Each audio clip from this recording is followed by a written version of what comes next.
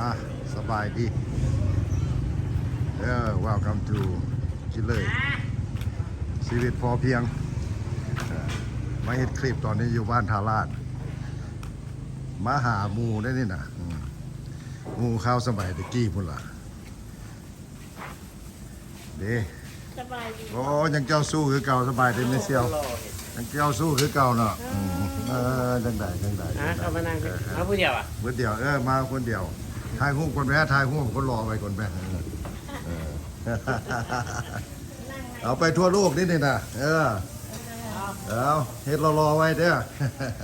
สบายดีพ่อทุกคนสบายดี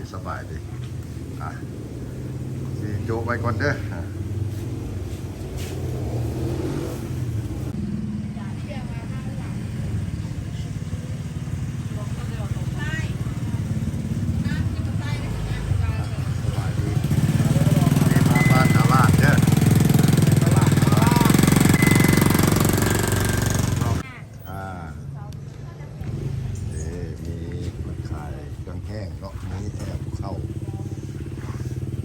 กระด้งมีหลายอย่าง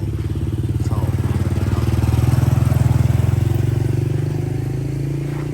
มาถ่ายทำเราไปท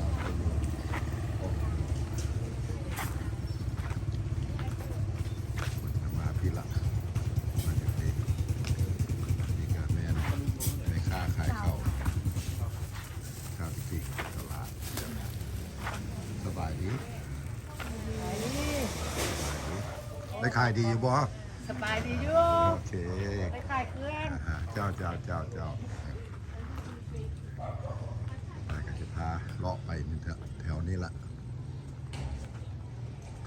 เบิ่งเนาะ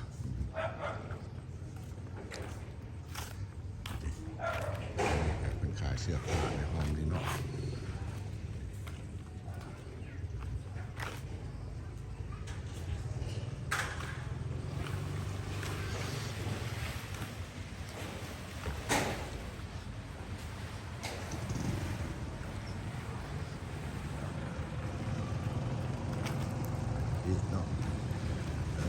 ยังกายตลาดมากะพร้อมนี่เดินทางขึ้นภูเขาคำสมัยตะกี้นี่ตอนน้อยๆเนี่ยเคยไปเล่นภูเขาคำแถวนั้นเนาะไปนำปอกน้ำปดตลาดกระบวยใหญ่เนาะตลาดกันน้อยแต่ข้าวตะกี้เขาน้อยใหญ่นี่แหละปัจจุบันนี่กันได้เหตุเป็นทานค่าทานอย่างหลายแล้วเนาะการเปลี่ยนแปลงแต่ละยุคแต่ละสมัย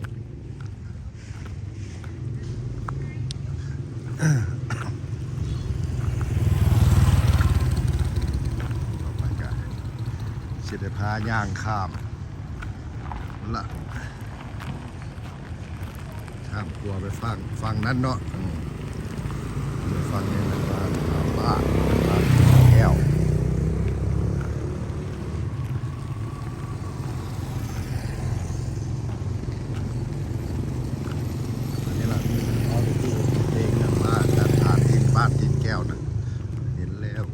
สมบูรณ์นั่นแหละแก้วละ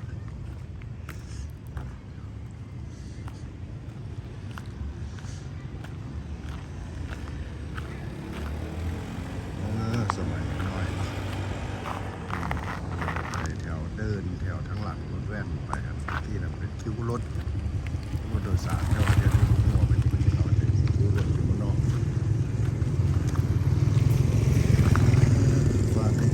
ตึกเป็นอย่างขึ้นมาแล้วเนาะเราจะได้มาส่งเด้อไก่ทอดตัวเรายืดส้นตัวฟาดที่ตัวนี้มันจะข้ามน้ำลีกกับน้ำงืมมันเป็นสองแม่น้ำที่ว่าไหลมาจอดกันเนาะ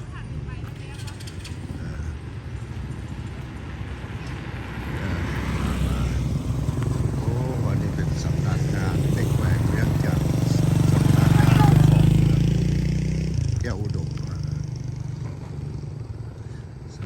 สำนักงานของเมืองแก้วอุดม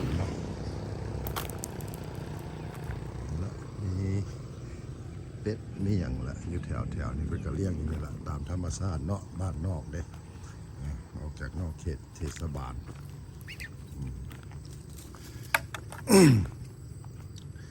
ฝากน้ำไปฝากคุณนั่นก็เป็นโรงแรมเป็นบ้านพักเนาะบ้านพักที่ว่ามันมาจัดฉากนั่นแหละก็สิพาไปเบิ่งหมู่กับเจ้าของบ้านพักอยู่เคยหักแพงเป็นหมู่คู่กับอ้ายเพิ่นเนาะตอนนี้อ้ายเพิ่นเสียละ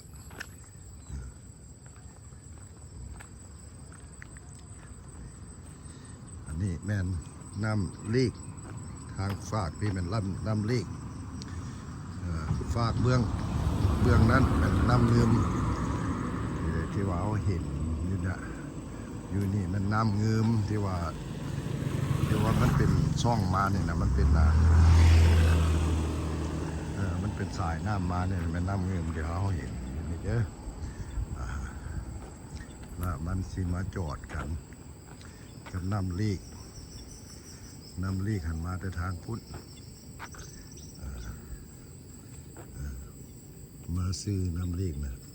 น้ำเงิมมันจะออกจากข้างเบื้องขวามาเด็กยามฝนก็จะเห็นดีว่ามันที่เป็นน้ำสองสีเนาะน้ำลีกเนี่ยมันสิคุณเวลาฝนตก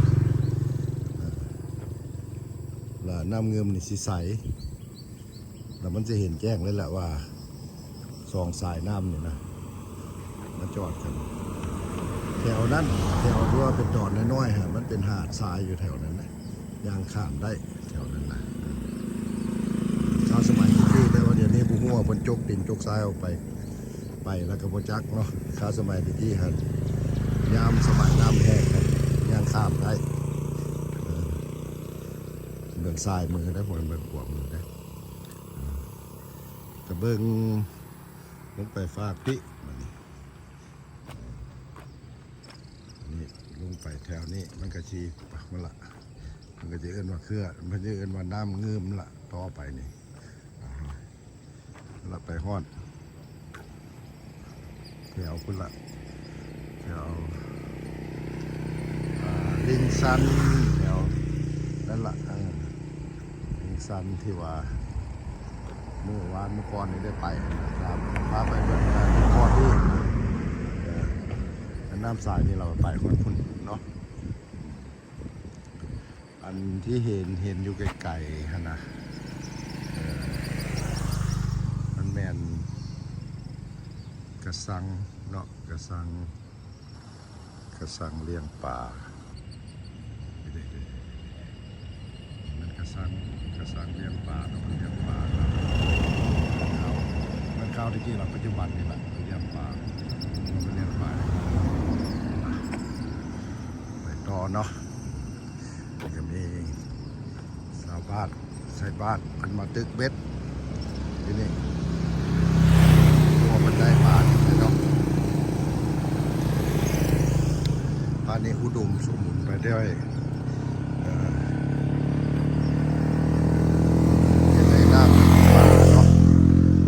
ทารานี่ขึ้นซื่อละเรื่องลือละปาเป็นเอาปลาโอ้คุณนั้นลงไปทางลุ่มคนนั้นหอยอยู่พยานทุบเนาะสบายดีเด้อได้บ่ได้ปลาบ่เนาะสบายดีโอ้กำลังดึงเงินมาวะโอ้ขอเบิ่งเด้อว่าเป็นปลาอย่างนี้นะโอ้ปลานี่ปลาย้อนเนี่ยเนาะโอ้เอาอย่างตึกให้เนาะเมา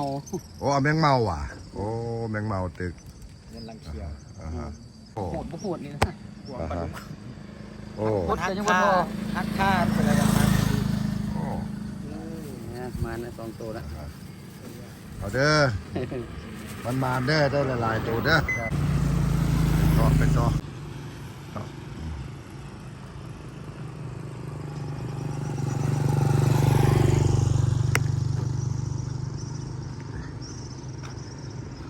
อย่างมาฝากพี่ละมันนี้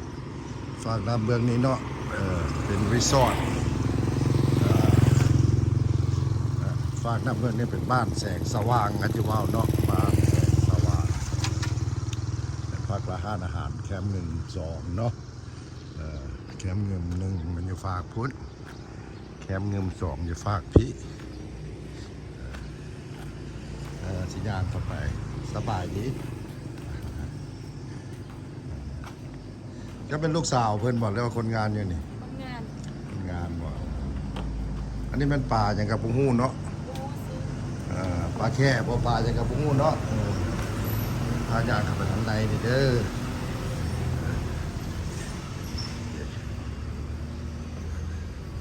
เป็นนางกินกันอยู่นี่มาแล้วเป็นจังได้ได้จังจอก โอ้ไปหาแก้วอยู่พุ่นไปนั่งกินเบียร์น้ำเขา ก็ได้จังจอก 2 จอก ลูกไปมึงโดนได้2จอก 2 จอก ค่อยกินยังได้หมดกับ2ดัง แม่นว่าโอ้ว้าว ดาวทุกคน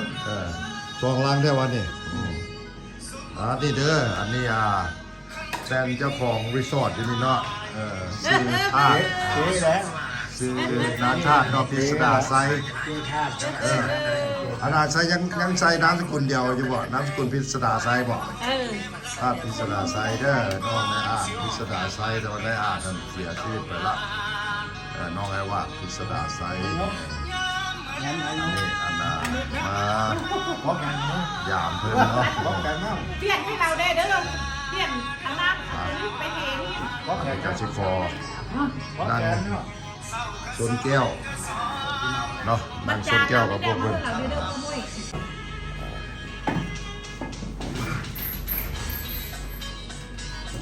น้ำกินจะ นี่ ได้ นั่ง ขาย กิน จะ ได้บาทนี่อันไหน พี่พลาดประกาศในขออภัยเด้อ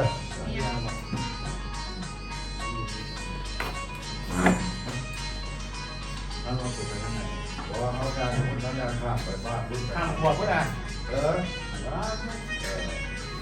ก็จะเป็นยังเนาะ เพราะว่าห้ามเมาแต่ห้ามเมา โอ้ยอย่าประมาณ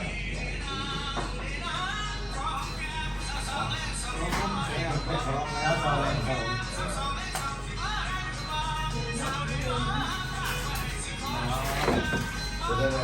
โอเคขออีกนิดหน่อย ลูกครึ่งแม่นี่ เราจะมีเชี่ยวกับเกี่ยวกับแกนลาย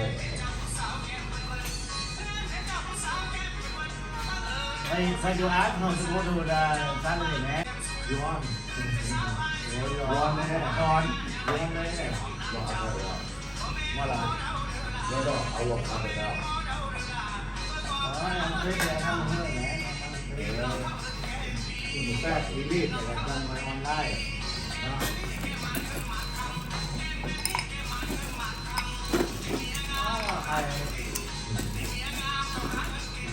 ที่มากนะ